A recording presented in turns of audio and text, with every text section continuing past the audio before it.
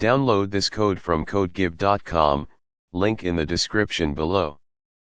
Fixing invalid type promotion errors in linear regression, a comprehensive guide.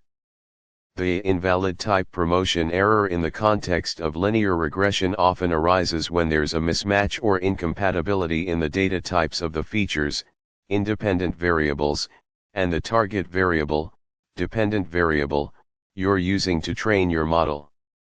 It's a common problem, especially when dealing with numerical data represented in different formats, example integers versus floats, or when there are unexpected types within your data.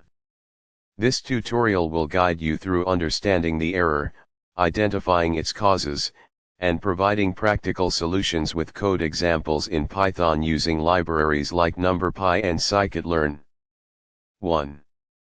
Understanding the invalid type promotion error. Essentially, invalid type promotion means that the underlying numerical computation library, like NumPy, is